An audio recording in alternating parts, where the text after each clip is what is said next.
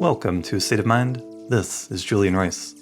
I'm recording this here in my office in downtown Boulder, Colorado, where I work as a somatic psychedelic therapist and where I teach mindfulness and meditation individually and in groups.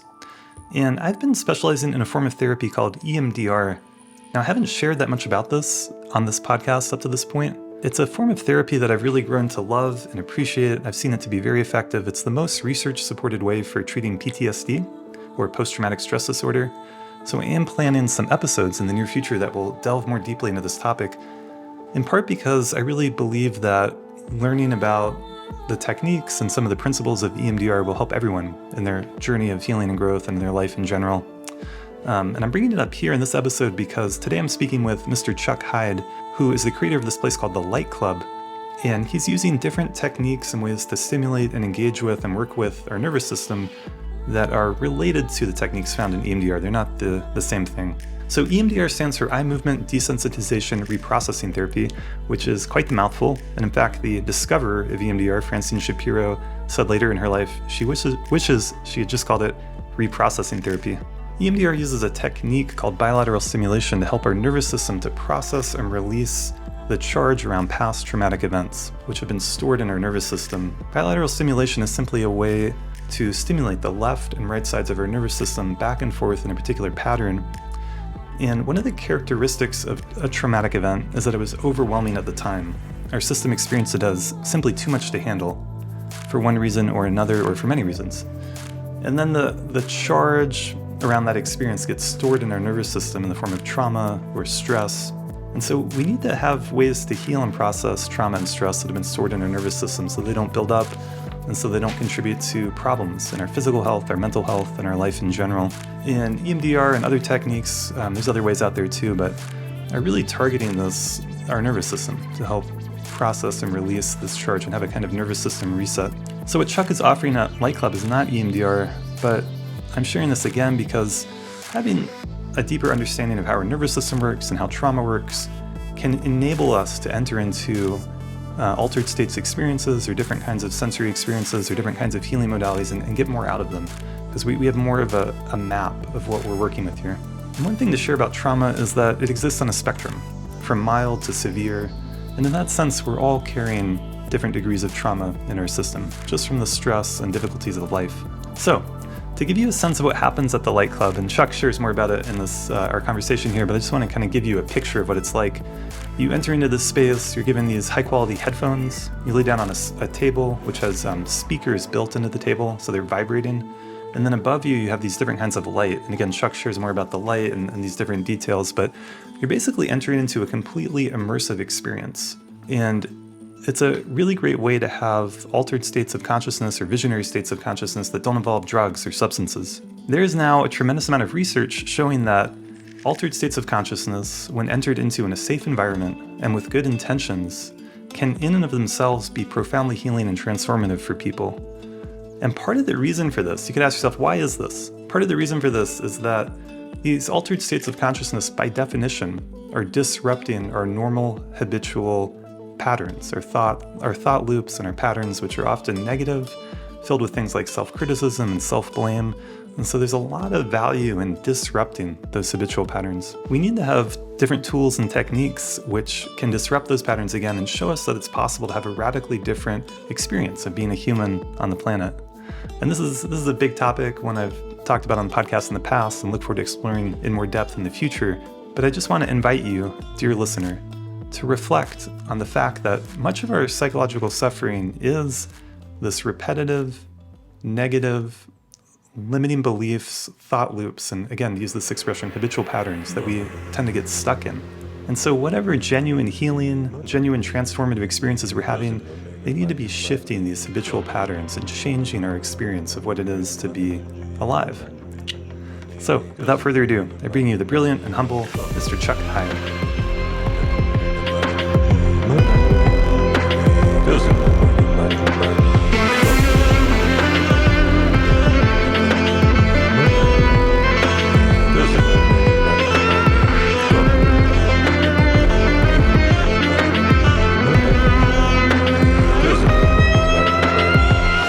So I'm here today with Chuck Hyde. Chuck, thanks for being on the podcast.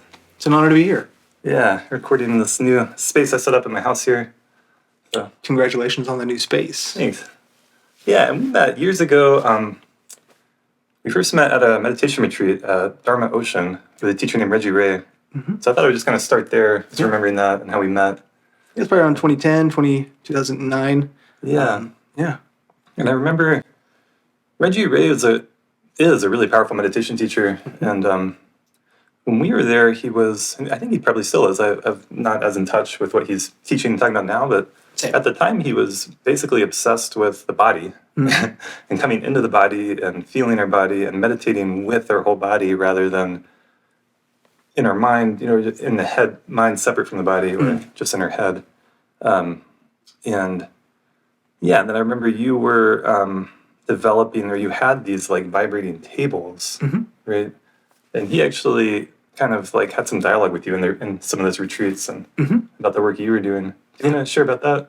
Yeah, it was Reggie and I had a long-standing relationship where I would do body work on him. I've been a body worker for 20 years, and I've been using vibrational technologies to help open up the body. And it's also called, de-armoring, working with the fascia. And we had come together in that time. I was working on his body, getting his body to open up, and it kind of correlated to a degree, I believe. Of course, I don't want to speak for him, but the vibration boards that we use at Light Club they have an impact on the perception of space within the body and how to be in resonance with the awareness of the body, to the degree that it can be amplified. The field of awareness. So the awareness of vibration in the body somehow activates layers of perception. Yeah, I love that. Similar to the same reason why Tibetan monks will gather together and ring bells and chant together. It's a very ancient tradition. Yeah, and it's in a lot of ancient traditions. Chanting, bells, Stomping around the fire. toning. Yeah. Anything to create vibration in the bones really starts to turn on the deeper, I would say more spiritually aligned, embodied trance states. Interesting. Yeah. That's fascinating. Yeah, there's a lot of things we can talk about there. I guess I'm curious here at the beginning just to hear a little bit about your path, getting to where you're at now, your life journey, Yeah. the role meditation has played, Yeah. Your own relationship with spirituality or however you want to talk about it. Yeah. 20 years, man. Working directly with the body, the fascia, pain,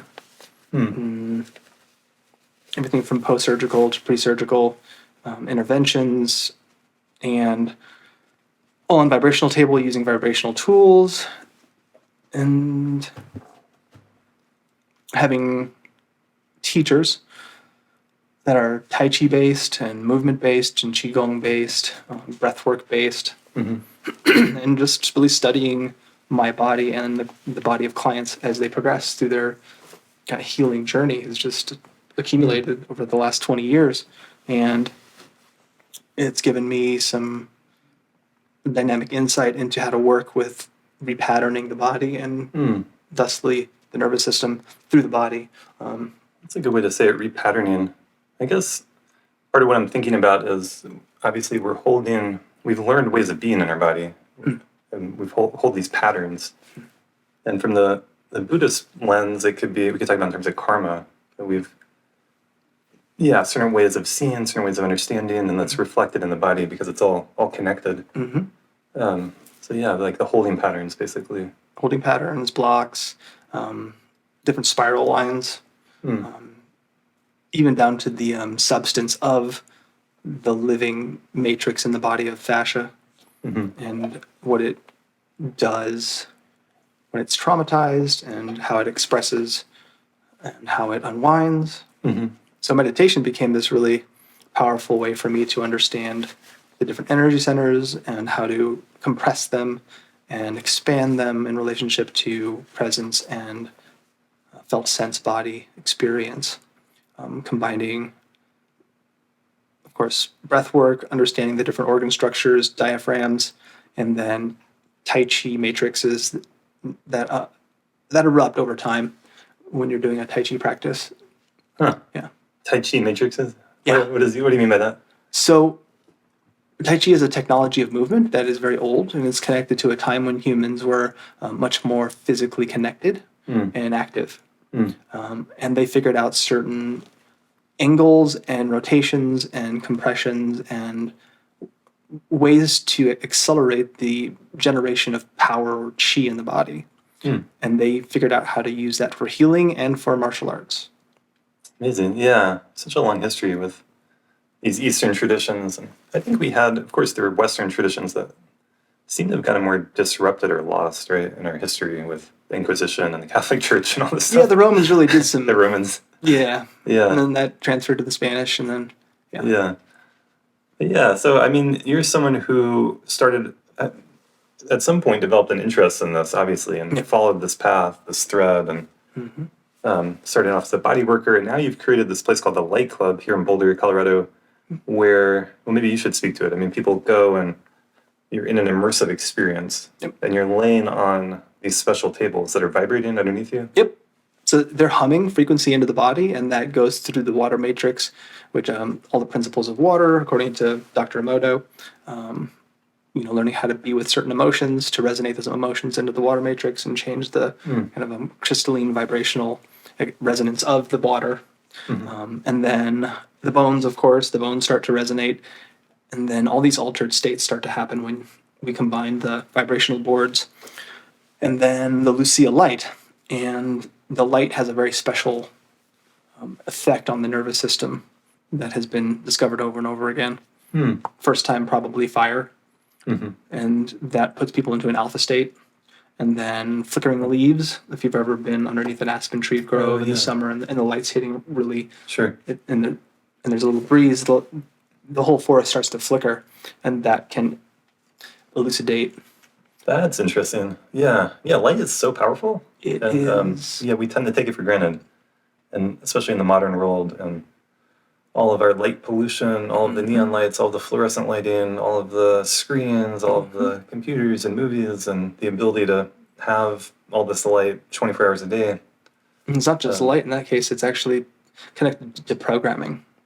It's connected to what? Programming. So content that comes through those different light fixtures and those light sources, that they create limitations in the bandwidth and the perception of light, almost like a block or a shield or a suppression. It limits our perception, and I don't know if that's done on purpose or just a kind of ignorant understanding of light. Yeah, limiting our perception through all this technology, through the screens, through the phones. I mean, that's the big one we all think of, but TVs, computers, even, I don't know if you, I noticed a few years ago, driving at night, and there was a car coming at me, and its headlights were so bright, and I understand okay, this is probably makes it safer in some tests they're doing or whatever, but it's blinding. It's it wasn't safer to me driving by. No. And so the car lights have gotten more intense and all this stuff, and that's actually a really good metaphor. So the human body actually it radiates more light than the sun at a molecular level. The human body radiates more light than the sun. We're all little suns that are resonating light. That's a beautiful imagery. What do you mean that literally? Literally. The vibration of our cells, the matter in our body, we emit a biological charge that can be measured. And you could call that a form of light? Or heat? I mean, is it? Probably a little bit of both. I mean, obviously we're emitting heat. Interesting. I've never heard that. We're emitting light. Light body, rainbow body. All these different phenomena that happen, the Christ body. Yeah. I mean, there's so much, again, that we could talk about.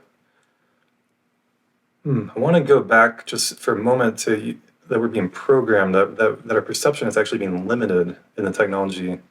I think that's fascinating. I think that's worth thinking about and really considering, and part of the value in unplugging and having a break from technology, doing something like a meditation retreat or a time in the wilderness where you can unplug.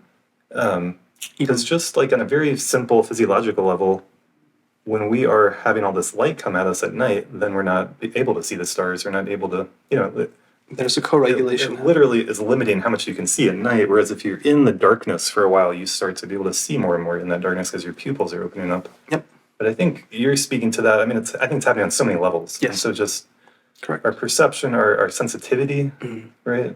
Part of what is happening, I think, is we are becoming conditioned or programmed or probably use the word addicted to having the ease and control and comfort and entertainment and The immediacy. Yeah. And obviously our ancestors and wild animals, they're not in that kind of reality. They're, kind of more choicelessly being with whatever's there. Right? They're in the present moment. Yeah. They don't have their phone or their computer or their movies or their... Correct.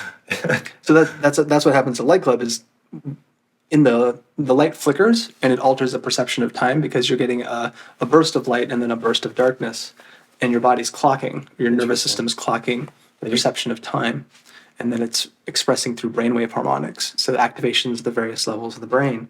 And when that happens, you can regulate your nervous system with a level of stimulation that is novel. So all sorts of psychedelic phenomena happens, all sorts of perceptions of different realities. Some people will go into dream state. Some people will completely disappear and from their perception of their body and deep sleep, delta. And that's kind of in a way it's a way to get a break or a reset similar to a dark retreat, but we're using light and vibration instead of just removing. And the sound too. Sound too, yep. It's beautiful music. So I got to experience it a few times. It's amazing. Yeah. You have the high quality headphones on, so there's sound coming in and the light. And is the light shining on you? Yeah. I mean, you have your eyes closed, right? Mm-hmm. Is it laser light, or how would you? So there's two different forms of light. There's a halogen bulb, which is the full spectrum warm light similar to the sun, and then there's LEDs. There's 8 10-watt LEDs. Interesting. And they pulse up to 80 hertz all the way down to 0.1 hertz or a flash. Yeah. And that pulsing obviously is interacting with their nervous system. So interesting. Yeah, the physiology of the kind of ocular system is very fascinating. We're not actually seeing what's around us. We're taking in the light and processing what we're seeing in the back of our head. In the I forget the region. It's closer to the brainstem. So we're actually not even supposedly our pupils are black holes, and we're ingesting light, Taking it in, sucking it Our from pupils the are black holes. I like that. That's beautiful. Yeah, there's been some amazing psychological studies showing how we are creating, the world around us that we think we're seeing. I mean, I don't believe that it's just, it's not arbitrary. It's based on the information coming in. Yeah. But there are optical illusions. There's a famous YouTube video that I've shown. I used to teach mindfulness in middle school and high school, and we showed this YouTube video where these people are tossing a basketball back and forth. Have you seen that one? And then you say to the people watching it, the students, count how many times they pass this basketball back and forth. Whoever gets the number right is going to get a prize. And so now everyone is focusing on that basketball. And about halfway through the video, this man wearing a gorilla suit walks through the background and does a little dance and then exits out the other side of the screen. And 9 out of 10 people will not notice that man in a gorilla suit walking by because it's so incongruous and out of place. And you're focusing on the basketball getting passed back and forth. Yep. So that happens in the mind very clearly when you're lying under the light. You can actually observe the left and the right brain kind of lobbying or lobbing for attention, garnering significance to process. Yeah, that word significance is important. What we give significance to is what we're paying attention to. It's what we are experiencing, what we're noticing. Yep. Yeah. It makes you think about, the phenomena of say UFOs, for example. It seems possible that something so incongruous could come in to the field and a lot of people wouldn't even notice it. Yeah. Right, because it's so unexpected. But maybe some people do, or maybe the people that say they see it are seeing something else, but they're interpreting it that way. I mean, there's all kinds of theories we could go down, but the reality is not everyone is seeing the same thing all the time. That's for sure. Thus, the problem with relationships. Yeah. Yeah, those are good examples of that. UFOs, relationships. Yeah. Yeah. I thought I was seeing something completely different than what I was seeing. I thought I could handle way more than I thought I could. All this. Yeah. Yeah. Yeah, and I do some couples counseling and relationship work. Obviously, it's a huge part of therapy and a huge part of our lives. And one of the things that's fascinating for me to think about is how there's a phenomena called the dishes that happen in the sink in our kitchen. Mm-hmm. And like, there's something in us that where we think that there's a tendency to think that other people that we live with aren't doing their share of the dishes. And there was actually this fascinating psychological study where they observed people they were probably college kids living together in an apartment or whatever, but they're like had someone observing and like actually tracking it and then interviewing them and asking them what their perception is versus the reality. And everyone thinks they're doing more of their share of the kitchen cleaning than they actually are. And they think that other people are doing less than they actually are. And it's just some built-in bias that shows up in that way. But a lot of couples counseling, like, that's the thing that people come in. They're like, he never does his dishes, or he leaves this bowl here. It's really just a metaphor for other things that have been unclean. Okay, yeah. And put away. Mm-hmm. To be reused again. Yeah, over time, it like builds up, like gunk building up in a sewer or something, and you have to clean it out. We have couples come in all the time. Oh, really?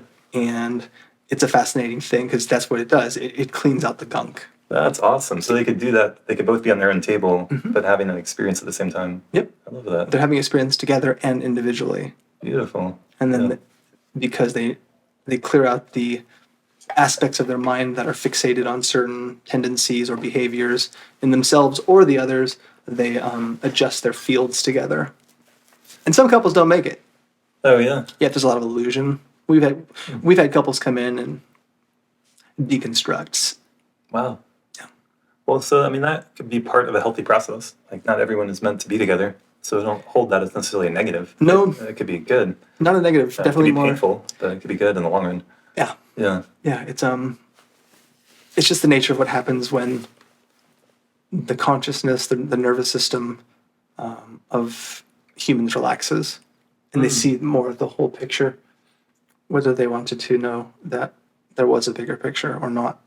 That's fascinating. So that quality of relaxation leading to seeing things more clearly, that's actually something that Reggie Ray really made apparent for me, and something as a teacher of mine, that was super helpful. Mm-hmm. The importance of deep relaxation and non-struggling, non-striving, because it's certainly possible to engage in yoga, meditation, whatever spiritual kind of, whatever practice, contemplative practices you're doing with a lot of effort and a lot of, there could be time and place for that, but the quality of being able to deeply relax, that many of us, a lot of people don't know what that really feels like on an embodied level. Yes. Because we're in fight, flight on some level or another, like basically all the time. Yep. And that's what happens. Yeah. Using the light and the vibration at Light Club, it very quickly gives you a deeply felt sense of you're being activated at the same time, but you're also relaxing. Beautiful. So the polarity adjusts how the nervous system clocks its reality. The light obviously is activating. Yeah. And the vibrations, I imagine, the sound is helping relax a lot. Just laying on your back and staying present is helping you relax a lot. Mm-hmm. That's fascinating. So really what you're trying to do is help people heal, relax, their nervous system, release stored stuff, tension, evolve, all that kind of stuff, evolve. Yeah. It's amazing. Yeah. It's just, I love how we can approach, the word evolution or growth or path, like just on like the level of the nervous system. Contact, baby. You don't have to, contact. You don't have to bring in a lot of metaphysical ideas or talk about gods or spirits, or you could if you want, but you could also just go there and lay down. Yeah, people have all sorts of experiences that would be called spiritually multidimensional. Oh, yeah. Do you want to share like an example or two? Well, depending on the configuration of the soul and where it's at on its path and kind of its gifts and talents and, its next threshold. People will have all sorts of things from visitations, from loved ones, past lineage, spirit guides, animal guides, angels, angelic beings, presence of energies that would be non-corporeal or Amazing. multidimensional. So you're hearing a lot of reports of this kind of stuff happening there. Yeah, And you must have your own experiences with that to a degree. to a degree. Yeah, my gifts are a little different, but yeah, it's Yeah, more, different people have different kinds of experiences with that kind of thing. I mean, it's an interesting question for me to think about. Is energy like that really coming from outside yourself, or is it a part of your greater self that you're experiencing? Or maybe there's a both and there. Maybe it's somehow both. yeah. Speaking to the configuration of how realities and dimensions are configured on the planet is a long conversation. Maybe next time. I would love to talk about that. Yeah. It's one of my, I guess, gifts is to understand the way that our various human bodies are resonating through our template of flesh and space in relationship to the etheric, astral layers of how we're kind of woven into the cascading dimensions around us and that ecosystem.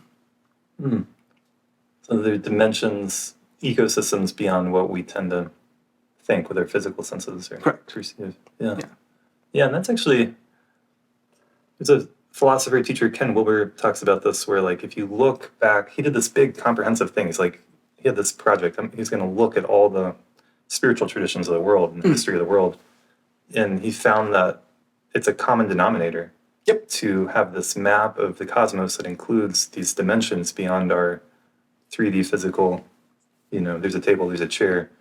So all these pre-modern cultures have their form of angels, demons, gods, goddesses, God. Even the monotheistic Islam or monotheistic Christianity had all these levels of angels and things. And Islam's huge. Yeah. They have I don't know much about that, but they have a whole cacophony of prayers that are sung to deal with certain jinns or non-corporeal spirits that seek to disrupt for the practitioner or just human life.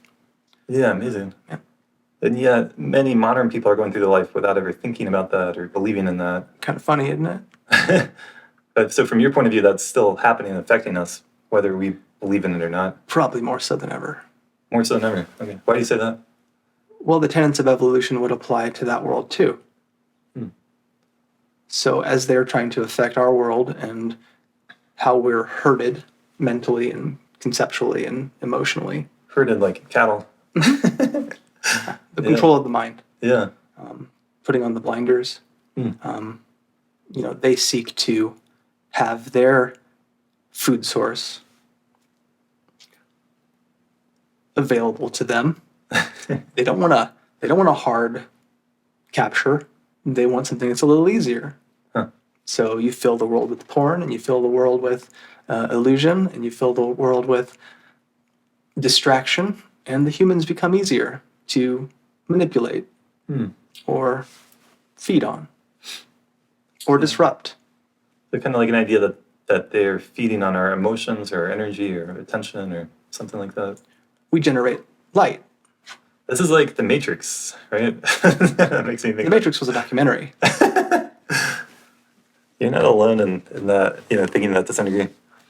Well, yeah, I think it's fascinating. It's a good thing to contemplate. I mean, I think with a lot of this stuff, when I think about it, my mind will go to, even if we put all the kind of metaphysical or things we can't really see to the side, it's like clearly true that the human energy is being fed on. I mean, that's what capitalism basically is. Yep. Or not just capitalism, all our systems. I mean, if you had a king kind of on top of the social hierarchy, he's feeding on, literally, but also like he's getting a lot of attention. That's a kind of, and that there's been psychological studies trying to measure that too. Like if you look at chimpanzee societies, the dominant people and they have a very powerful social hierarchy. Part of what they're getting is more attention. Yep. So attention is a kind of energy or food or whatever you want to talk about. It's a real thing. We can't see it with our eyes, obviously, but in the same way, but Yep. As we could see money or banana or something, that it matters, it means something. And we experience that a lot with our pets. You give attention to your dog is happy. You ignore your dog, it's going to suffer. So that attention is very powerful. And it's like mammals, humans, we need it. Yeah. We need it to, But interesting, yeah. So part of what you're offering is an altered state experience. Yeah. Meaning that you're taken out of your ordinary reality. And that, it seems like more and more that I look into it, that in and of itself can be really healing and transformative for people, which is interesting. Especially if it doesn't involve substances and they learn how to integrate it. Yeah. Say more about that. So it's not required to use substances, or it's not even recommended to use substances at Light Club. It's not that you can't. It's that I'm sure you have people coming in there doing different things. I don't want to know. You don't want to know. Like, That's funny. I'm not saying I don't, but So you're not going to open up a Light Club dispensary next door? no. For the record, it's not required. The light actually activates brainwave harmonics similar to a strong psilocybin mushroom trip. Wow. Yeah. Well, that was, I can relate to that. My experience there had qualities of that. Yeah. So as you learn to ride those various altered states, other qualities and perceptions arise. Yeah.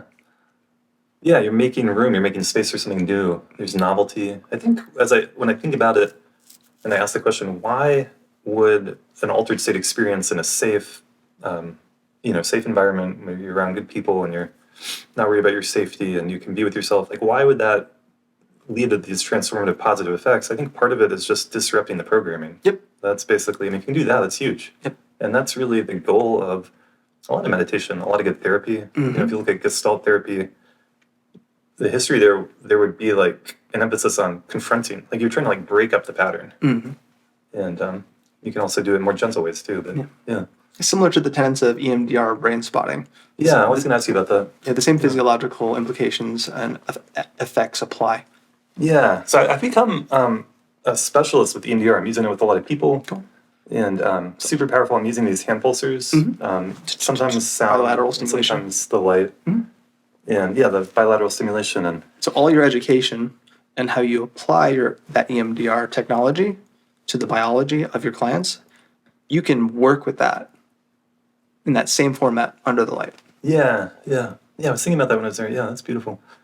So with EMDR, there's part of the process is there's some trauma that we're trying to treat and help heal and process. And of course, our tendency when something traumatic happens, for most people, it's like, let's move the fuck on. I don't want to think about that. That sucked.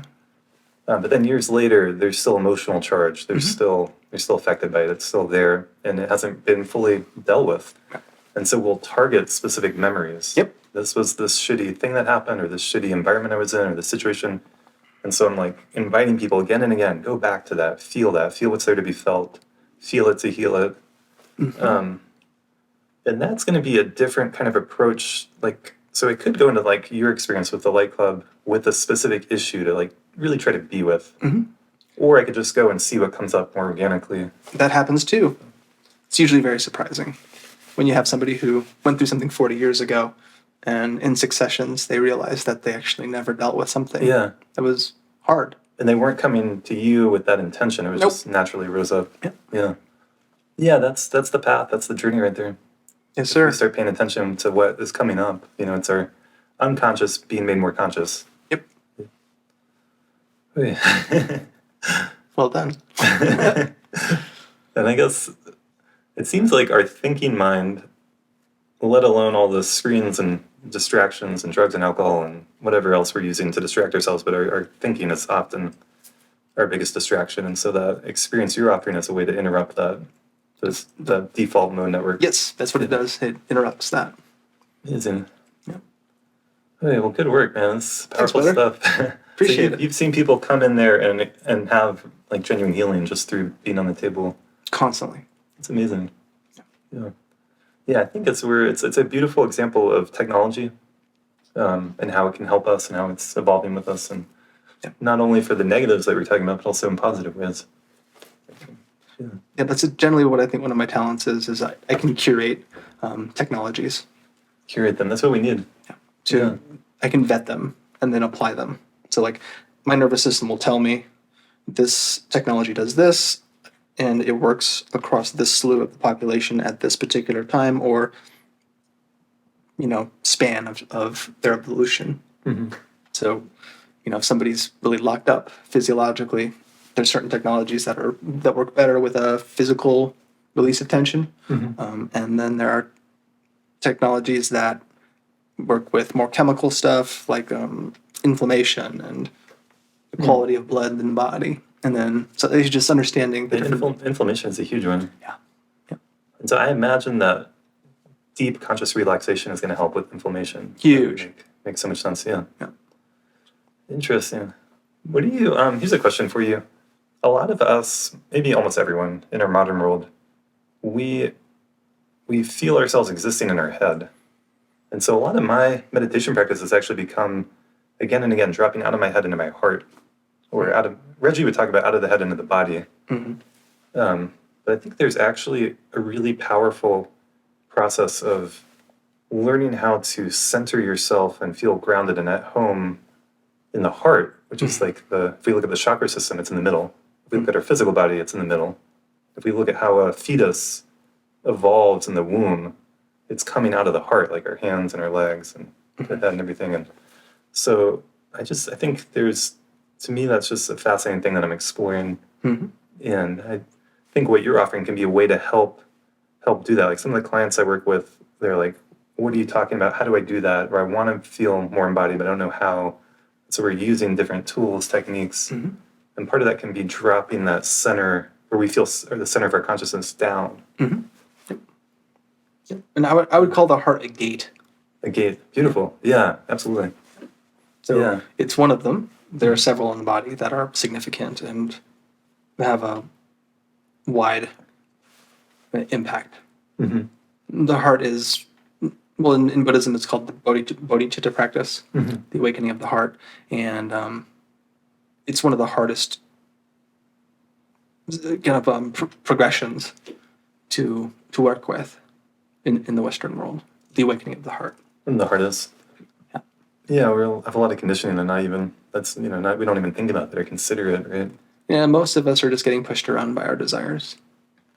Yeah, that seems true. And then there are things that push us through desires to disrupt our life. Yeah. So watching desire is a very interesting practice. Just watching it, observing it. Magnetism, repulsion.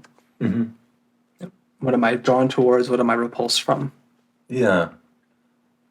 Yeah, I was working with a coach one time, and it was, this wasn't original to him, but it was at the moment such a powerful question. He's like, talking about what I want, what are you going after? And then it's like, why do you want that? Why do you want that? Why do you want that? Like digging down, and it's a lot of it's programming, honestly. Why do you want, I don't know what a dumb example is, a Ferrari. That's just pure programming. There's no reason, there's no real logical reason. Yeah, right? I want to travel. Yeah? I want to go to Burning Man. Oh, yeah. That's my favorite one these days. It's like, oh, God, we got to go through the stress of people planning to go to Burning Man. People turn their whole lives upside down for that one. Well, I've been there. Yeah, people love to turn their lives upside down in Boulder. Yeah. That's interesting. I think I like what you said about watching it, because there are important, authentic desires that I wouldn't want to dismiss or bypass. Yeah, definitely not. But watching them. You want to be wise, have wisdom, bringing in compassion, and discernment, and all that. Yeah, pure states of observation. That's what. That's so valuable. Yeah. So we can observe the observer. That opens up a whole variety of flexibility in the nervous system. It allows for de-identification, depersonalization, so that one can see more of the tendrils of thought forms that circulate or vacillate in our field daily. Yeah, that's powerful work. It is. As for you. Yeah. Yeah, I guess on one level, the thought forms, I guess it goes both ways, but eventually are, of course, being reflected in our body Maybe it goes the other way too, but Yep. so I like to think about it like the bottom up, the top down approaches, and like Yep. working with both of them. As above, so below. Yeah, yeah. That's so profound. There's so much to that. Well, I look forward to, you coming back in, or Yeah. yeah. I'd love to come back in. I'm going to try to do some more. I've done, I think, 3 sessions there. I'm going to do some more. What would you, real quick, I know we're near the end of our time, but what would you recommend? Someone's coming in there for the first time, or maybe their 5th time, advice, things for them to practice, or would you advise just like relax and see what happens, or would you recommend actually bringing some conscious practice? Yeah, and initially there's really no way to conceptually prepare for an experience that opens up your mind similar to psilocybin. So just know that you want to experience it. It will involve relaxing, and it will involve perceiving and observing from a visual field perspective and from a body sensed perspective. And then it will evolve from there. So if somebody's practiced and they know they have content that they're trying to work with, you can come in preloaded with intention for sure. Yeah. And it can be very simple to very complex. We've had people that are very practiced come in specifically with content, a story that they know is particularly fucked up, and they work with it. Yeah, that makes sense. So don't bite off more than you can chew. The waiver does ask that people aren't having some sort of psychotic break with reality. Yeah, that seems quite important. Probably a good idea. Could be destabilizing. Yeah, Yeah. to blow it out. Also similar to like a Kundalini experience, where the energy of the spine starts to go so hard that if the brain circulation of fluids in the spine isn't up to snuff, you can singe the nervous system. Wow, yeah. And end up in some sort of Kundalini psychosis. I'm not saying that happens in any regard to even a low. It doesn't happen a lot in light club. Sure, Because the vibration circulates a lot, and people tend to have more lymphatic adjustments in their brainwave, their brain circulation, their cranial sacral system starts to open up. But generally, every session at Light Club's different. I can play the same program for you over and over again, and it'll be different. Totally, yeah. So, because you're different every day. There's different content, there's different environments that are happening, there's different terrain. Yeah, the last time I went, I really felt almost like choosing, like, which road am I going to go down? Am I going to stay with the visual? And like I was sharing with you, like playing with how tightly my eyes are closed to relax, and like how that was shifting all the visual versus the body, or certain content. I mean, there's a lot. It totally makes sense to me. You could have the same program or whatever play, but like it would be a totally different experience because there's so much going on. But I think part of what makes it psychedelic is your overwhelming amount of sensory information, body, auditory, visual, all of it. Yep. So amazing. Awesome. Good. Well, thanks so much for being on the podcast. Likewise, brother. I'll link your website below. People can check out the Light Club here in Boulder. Yep. Lightclub.earth. There you go. Thanks.